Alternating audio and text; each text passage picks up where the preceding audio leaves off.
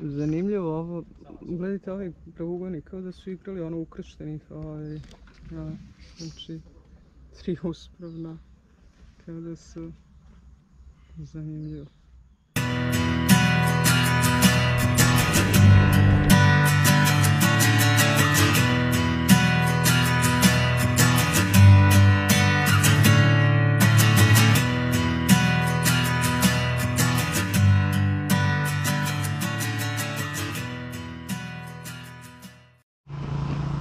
Tako izgleda ujutru ispred Čičenice. Ovo su sve prodavci raznih stvari ovdje, ljudi koji žive od turista zapravo.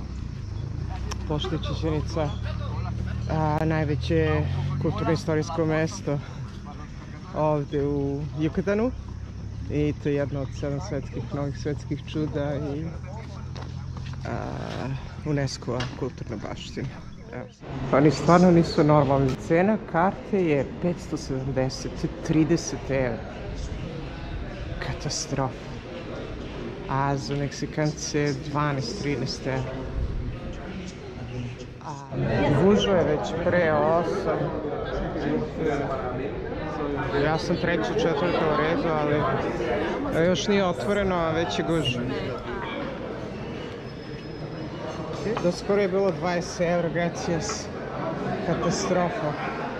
Šta kaže? Cost per emisiju 50. Morala sam da platim još 50 da bih snimala, inače bi me natrali da ostavim kameru. A ovo se računa kao jedno od 7 novih svetskih čuda i od decembra 1988. To je UNESCO-a kulturna baština. Kaže, pretpostavlja se da prvi koji su se doselili ovde, da je to bilo između 415. i 435. godine naše ere i da je prvi sektor koji je naseljen poznat kao Chichen Viejo. Naprimjer, tu su se nalazile neke od ovih građevina koje ću sad obići. I ovo predstavlja primjer kako su Maje gradile. Castillo je naziv koji su dali Španci kada su došli, a inače je posvećen majanskom božanstvu zmije. To je ona pernata zmija koja se naziva Kukulkan i koja je bila njihov vrhovni bog. Pokazuje genijalne odlike majanske arhitekture. Svaka od ovih strana, ima 4 strana, ima 91 stepenik, što zajedno daje, to je znači svaki stepenik odgovara jednom danu i to zajedno daje broj dana u godini, 365 računajući ovu gornju kulu. Piramida ima 9 ovih platoa sa svake strane i oni odgovaraju 18 meseci u majanskom kalendaru. Svaka strana piramide ima 52 pravougaona panela koji odgovaraju solarnoj godini u majanskom krugu kalendara koji ima 52 godine. Postoje 2 stuba na piramidama koji liče na uspravne zmije. One reprezentuju žive čuvare zapravo. Za razliku od egipatskih piramida, ove piramide nisu prazne, odnosno sve je puno kamenja i zapravo nađeno je da je ova spoljašnja podignuta preko unutrašnje koja je bila dosta manja. Gore na vrhu zapravo kad se uđe u ovu kulu nalazi se statua jaguara koji je također bio važno božanstvo. Tokom letnje i zimske ravnodnevice sunce je padalo tako da se obrazovalo, pošto je ovo pod nekim uglom od 17 stepeni severo-istočno valjda. Na ovoj stranici pokazat ću fotografiju.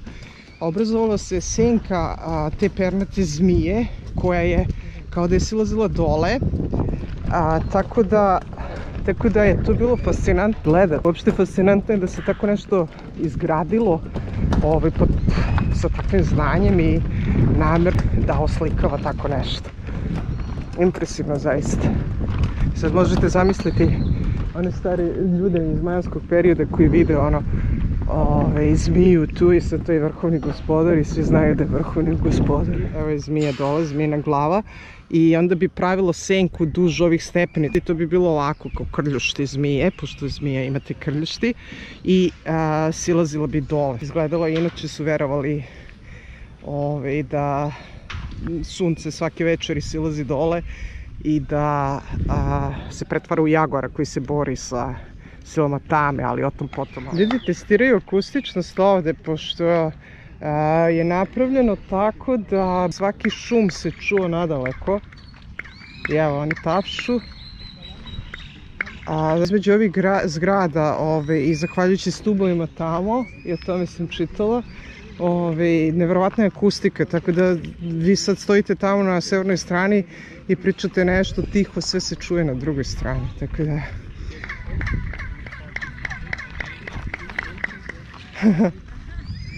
Amazing acoustic here. I hear everything. Zanimljivo je ono što sam također pročitala, odnosno čula, da Maje nisu pravile razliku između verskih građevina i svečanih građevina. One su uvijek zidale tako ogromno, bez obzira da li će živjeti tu ili će, naravno za sirotinju to nije bilo od kamena, nego su bile od drvene kuće, bambusove, tako da to nije ni sačuvano, ali za bogataše to je bilo zidano od kamena.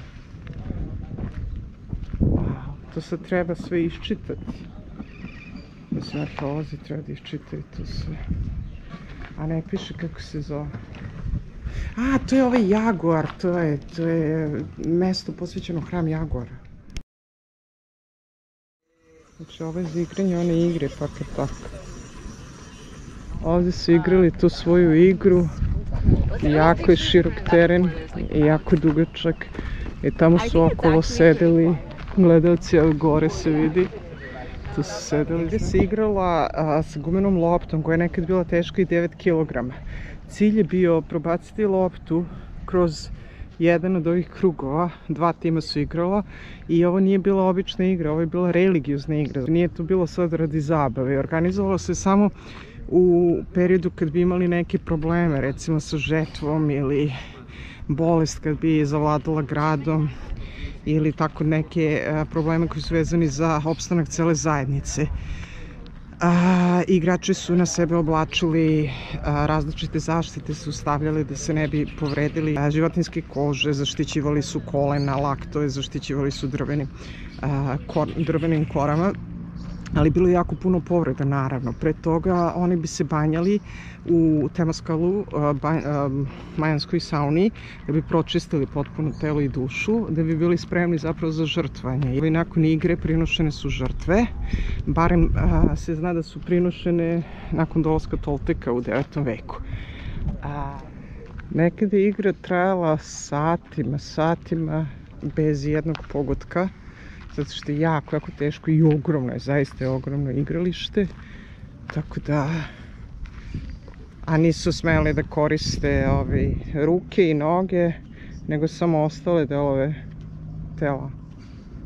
Lopta je odskakala, pošto je bila čista guma, i odskakala je visoko i bilo je jako teško probaciti. Evo, pogledajte kroz ovaj krug. U jednom od mojih videa imate, sa interneta sam skinula rekonstrukciju te igre, mnogo dobro urađeno, pogledajte obavezno. I nekad je, kažem, trajala satima dok se ne ubaci i smatra se da se igra igrala samo dok se prvi put lopta ne probaci kroz obruč. Onda je tu bio kraj igre i su prinošene žrtve, u početku životinjske, a posle, kažu, od dolaska Tolteka i ljudske žrtve. I smatralo se zapravo čašću ukoliko igrač bude žrtvovan bogovima, jer on je odlazio direktno u raj, a time su vladari, pošto je samo gospoda posmatrala ovu igru i samo su plemići igrali ovu igru. Ovo nije bilo namenjeno za sirotinju, samo su plemići smeli da dodira na taj način sa bogovima, da se mole bogovima. Na taj način, putem ove igre, oni su smatraju se da će umilostiviti bogove. Tu se nalaze reljefi igrača, evo ja ću da nađem, gdje se vidi žrtvovanje jednog od tih ne zna se da li su prinošene žrtve. Ako su prinošene žrtve, postoje dve teorije, da je prinošena žrtva telo onoga ko je izgubio tog tima, odnosno kapetana, pošto su igrali u grupama po 7, ili upravo onoga ko je pobedio, pošto su Maje smatrale da je to najbrži način da se stigne direktno u raj, da se ne ide u podzemno carstvo, pošto prema njihovom verovanju podzemno carstvo ima 9 nivoa i onda prvo treba da izađete iz tih 9 nivoa da biste došli u međusvet. Međusvet predstavlja zemlja, a od zemlje treba još 13, ja mislim, nivoa da se penjete do neba. I postavili su 4 načina na koja direktno možete da odete u nebo. To je da umrete u jednoj ovakvoj igri, da umrete u ratu, da umrete prilikom rođenja i da budete žrtvovani bogovima. Znači, ovdje je bilo kupatilo, banja, pretpostavlja se zapravo da je bila sauna, zato što postoji samo mali ulaz, postoji jako nizak, manje od 1 metra, i tu su se igrači prvo pročišćavali pre početka igre i fizički i psihički, a veruje se i da su tokom igre pravljene pauze da bi se oporavili, da bi zacelili rane, pošto je bilo jako puno naravno povređivanja ovde, jer padalo se, gulila su se kolena, ruke, svašta se dešava. Ovo tlo nije bilo travnato, nego je bilo kamen i to je još doprinosilo da lopta još više odskakuje. Evo je ovde zmija, njihova pernata pruža se celom dužinom ovog oslikanog zida, mislim oslikanog.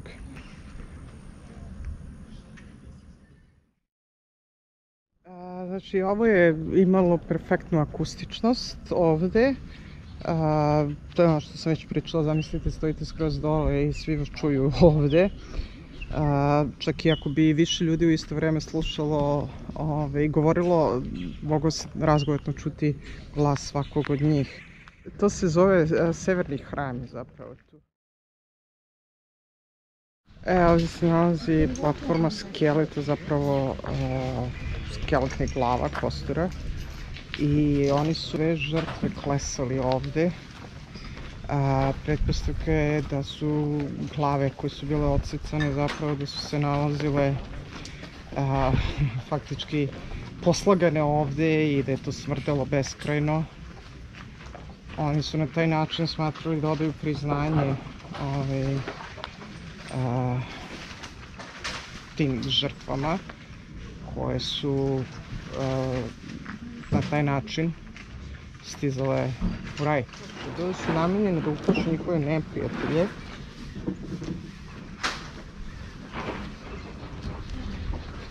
Jer, naravno, to su žrtve, ima logike, žrtve koje su položene tu za očuvanje grada, bez obzira na to koja opasnost je bila u pitanju. Naravno da će čuvati grad od neprijatelja. Ovo je platforma orlova i jaguara. Sad, to su bila 2 reda koje su visoko poštovana među Toltecima. Ova platforma je imala ceremonalni i religiozni karakter i takođe je bila veoma važna kad je reč o vojnim formacijama. Dakle, ovako, vojska je bila podeljena na ratnike, jaguare i na orlove. Sad, oni su odsecali glave neprijatelja. Sad, po čemu su se razlikovali? Ovi orlovi ratnici su bili veoma važni, a jaguarovi ratnici su smatrani najsurovijima i o njima se govorilo sa najvišim poštovanjem. Prvi su ubijali pomoću luka i strele, a drugi su ubijali nožima koji su, i kopljima i nožima koji su pravljeni od specijalnog materijala. I evo, tu se vidi tačno, ovo je orao i tamo se vidi jaguar. Čemu se približavam je Venerin hram i pretpostavlja se da je on korišćen kao ceremonijalno mesto na kome se igralo, obavljali su se javni rituali i govori i nikada nije dobio oblik hrama zapravo. Vezano za bojanje, pošto su Maje bojili, ovdje se još uvijek mogu vidjeti ostaci nekih boja. Za razliku od recimo evropskih boja gdje nema plave, zato što je plava dobijena kao lapis lazuli, koji je veoma redak kamen i pritom je porozan, ne može dugo da traje. Međutim, Maje su koristile u obilnoj meri su koristile plavu boju zbog toga što su oni našli drugačiji način da naprave plavu i da ona bude trajna. Oni su koristili anjil. Anjil je vrsta biljke koja pripada indigo porodici. Onda su od toga pravili boju koju su pravili tako da bude trajna zahvaljujući miksovanju, mešanju sa nekim veoma retkim sastojcima i to se pokazalo da je vrlo dugo održivo i evo do današnjeg dana traju te, evo vidi se ovdje plava boja, ostaci 7-8 vekova, ako ne i više, nekad i po 1000 godina ostatak. Ovdje su pronađene neke maske i to sugeriše da je postojala neka hijerarhija u svešteničkim redovima ovdje, o čemu svedoče te maske. Nekada se nalazio krov iznad ovih kolumni, odnosno stubova, koji je pao, naravno, pre mnogo vremena. Dosta je dugačko ovo. Zigrin žmurki. Interesting. Evo i ovdje izod, ovaj prostor. Sigurno ima 1000. Samo je ogromno. Mislim da nemaju pojma čemu je to služilo, pošto izgraditi 1000 ovakvih zaista je moralo da ima neku svoju svrhu, a ne da se prodaje. Da se prodaju tu proizvodi. Kaže ovako, gde je predstavljao severni ulaz u plazu i da je originalno postojao krov koji je natkljivao sve ove stubove. Unutra su se nalazile kamene klupe celom dužinom zidova i celom dužinom ove građevine i oltar sa skulpturama koje su korišćene za ceremonije i za žrtve prinošenja. Postojala su 4 ulaza, 2 spoljašnje strane koje su povezivalo ovo mesto sa plazom i 2 sa druge strane koje su povezane sa hramom ratnika i sa severno-istočnom kolonadom. I ovo je sve bilo dekorisano bar reljefima orlova i jaguara koji jedu srca. Wow. Različite strane, različiti prilazi gradu i sve to bilo povezano jedno s drugim. I zaista deluje impresivno ako sad zamislite da je to neka površina od dužina od nekoliko stotina metara i svuda su ovi stubovi i tu se nalazio krov od ozgo i to je bio ravan krov od tvrdog materijala, ali on se urušio sa vremenom i to je baš delovalo onako zaštićeno i ušuškano, mislim psihološki, a s druge strane delovalo je dobro čuvano, sad zavisi kako je bilo živjeti unutra. Ako je bilo teško živjeti unutra, onda je to delovalo pretići da ne može da se izađe. Ako je bilo lepo živjeti unutra, onda je to delovalo kao da ste na sigurnom.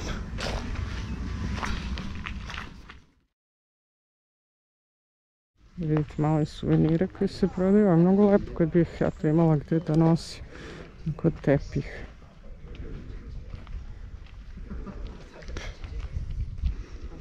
I ovo je lepo. Ovo je baš ono u majanskom fazonu.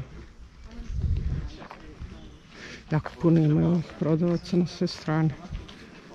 To mi je zanimljivo, nigdje nisam vidjela da je baš dozvoljeno u samom arheološkom nalazištu i UNESCO-om mestu da se unutra prodaje, ali eto ovde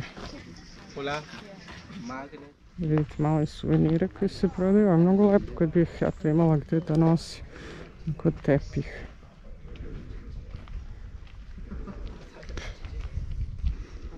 Ja, ovo je lepo. Ovo je baš ono u majanskom fazonu. Jako puno ima ovih prodavaca na sve strane.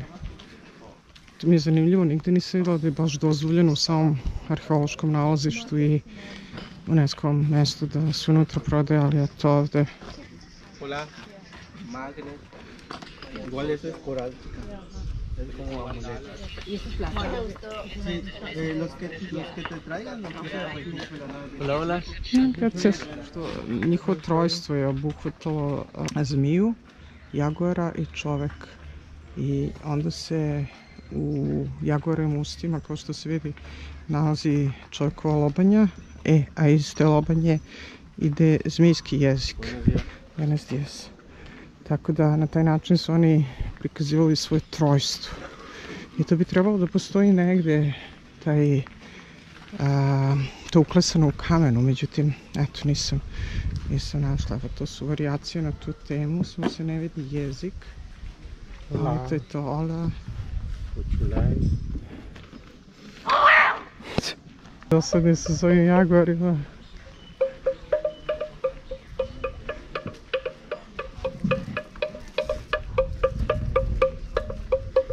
Ovdje je kalendar majanski.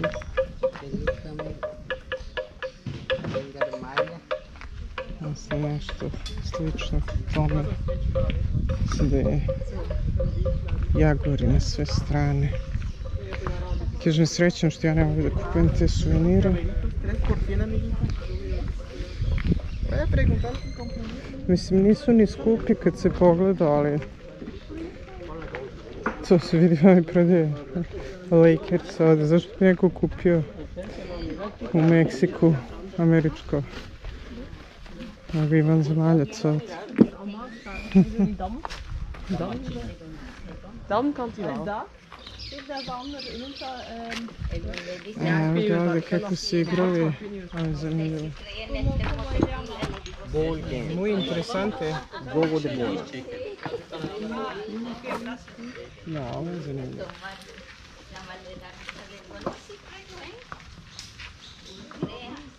A dobro, što ruku, kad rukom nije smelo.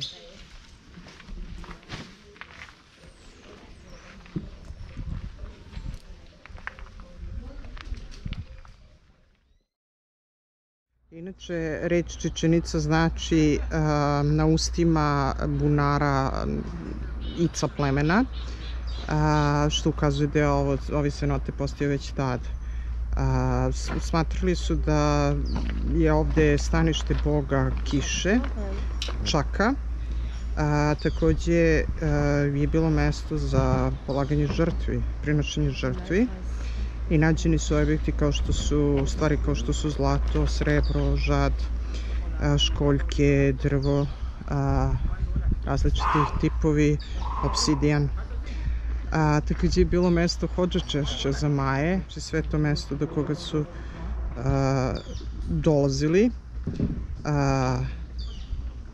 I pretpostavlja se da su mlade žene bile zapravo ovde prinošene kao žrtve. Da se malo bolje vidi.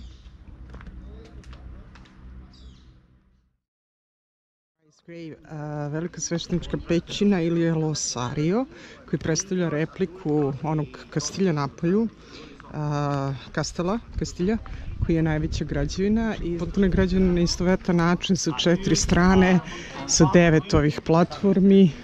Ima naravno mnogo manji broj stepenika i kada je bila otkopana unutra, da, bilo je oko 9 metara visine, kada je bila otkopana unutra je nađeno baš puno ostataka, ljudskih ostataka i životinjskih, tako da se pretpostavlja da gore postoje ruševine prostorije, da su vršeni obredi. Da, nađeni su grobnice neke koje su bile pune kristala, kamenih kristala, školjki, žada. Evo i ove zmije koje se nalaze i tamo kao čuvari Sad ne piše ništa da li je tu postojalo takođe sa sunčevim zracima, da li je postojalo, da li se takođe videla zmija na ovim stepenicama. Ali ima samo 7 ovih spratova, nema 9 kao tamo. To ne piše zašto. Ovo je bila observatorija Karakol. Jedna od najinteresantnijih građevina u Čičenici. Na vrhu mogu da se vide ostaci od nekadašnjeg cilindričnog oblika observatorije. Maje su posebno volele nebo i raj i verovali su da ukoliko bi uspeli da se dovoljno približe bogovima, odnosno Bogu, da bi mogli da otkriju njihove misli i tajne. I zbog toga su zidali ovakve građevine. Najvažnija planeta naravno bila je Venera i većina arhitektonskih rešenja prikazuje Veneru na muralima obično i na rezbarijama. Ovde je El Karakol dobio naziv po spiralnim stepenicama i spiralnom obliku koji se nalazi u osnovi arhitektonskog rešenja. Zanimljiv oblik. Nisu oštri uglovi, nego zaobljeni.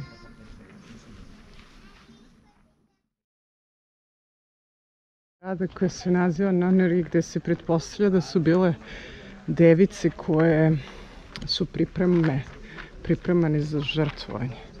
I ovo je najviše fotografisana struktura ovde, odesno. Odlični su reljefi. Restauracija u toku.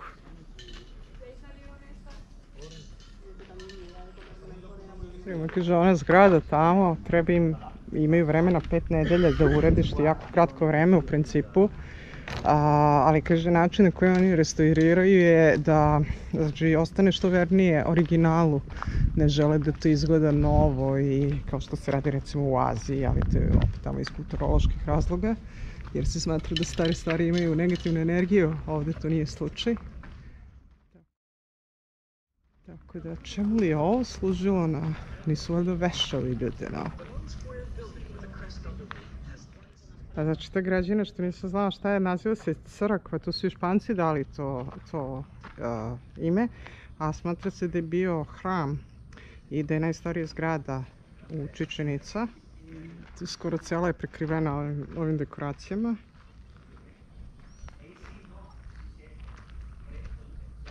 Tu se nalaze neki rakovi i ove kornjače koji predstavljaju majanske bogove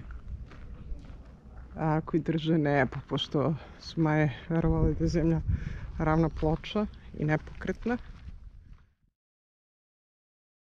Colorada, što je španska reč za Red House, za crvenu kuću, tako je nazvana zbog crveno-obojenih murala unutra.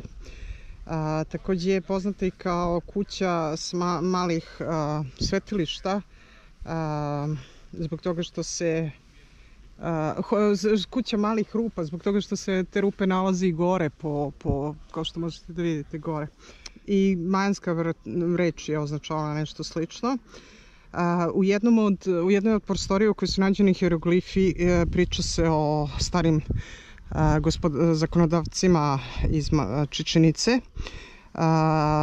Veruje se da oni povezuju događaje iz 869. godine naše ere. Ti hieroglifi su zapravo ključ za naše razumevanje ovog grada, kao i Ekbalama. Da bi se razumelo, sad ide jedna bitna priča, da bi se razumelo zbog čega ima toliko puno misterija oko Maja i majanskih hieroglifa, trebalo bi da se zna priča o jednom španskom svešteniku koji se zvao Diego de Landa. On je bio biskup koji je poslao da Jukatansko poluostrvo nakon španskog osvajanja i on je stigao 1549. I trenutno je počeo da radi na preobraćanju, znači, ljudi. I on je bio, Majama je bilo blizak koncept da se Bog vratio, da je umro i da je došao nazad na zemlju, zbog toga što je njihov Bog Majze također uradio isto. Zbog toga za njih nije bilo teško da prihvate hrišćanstvo i vrlo brzo su se preobratili. Međutim, Landa je bio paranoičan da su oni zapravo radili subverzivno protiv hrišćanstva i uradio jednu neverovatnu akciju, mislim to je jedan od najvećih, da se kaže, zločina kad je reč o kulturnom nasleđu. 1562. 12. jula zapalio je skoro preko 40 majanskih knjiga i preko 20.000 slika. I on je također bio osuđen od strane Španaca i poslan je nazad u Španiju da objasni svoje zlodelo. Srećom, Landa je napisao i sopstvenu knjigu u kojoj je odbranio tu akciju. U toj knjizi on opisuje mnoge običaje i slike koje je zapalio i zbog kojih je to uradio, tako da se time pravda i kroz to mi posredno saznajemo, naravno ukoliko je to istina, kakvi su običaji vladali. 3 knjige su preživjele Landin plamen i oni se i danas koriste za proučavanje Maja i oni daju dosta informacija o njima, ali možemo samo da nagađamo šta bismo sve znali da je ono sačuvano. I to je definitivno to, znači nema ničega više, stigla sam do kraja. Evo, u trećem navratu, znači 2 puta sam mislila da nema više, međutim bilo je i sad to je sve. Da kažem da je ogroman prostor, ima jako puno zgrada, očuvanih građevina, impresivno je, posebno kad se ima na umu, znači da je to već nekih 7 vekova od napuštanja tih građevina. Verovatno znate da Maje nisu živjeli u ovim gradima kada su Španci došli, da su oni već bili svuda po džungli, u malim selima i da je njihovo kraljevstvo bilo faktički, odnosno gradovi su bili faktički napušteni svi. Ne zna se razlog zbog čega je to bilo. Pretpostavke su da nisu mogli više da prehranjuju sebe, znači da su iscrpili sve zalihe i sve mogućnosti obrađivanja zemlje. Pretpostavka je da je došlo do neke epidemije i pretpostavka je da su se zbog nekih neprijatelja, ali nema pisanih svedočenja o tome, da su se povukli. U svakom slučaju impresivno je da ovo traje već toliko vekova.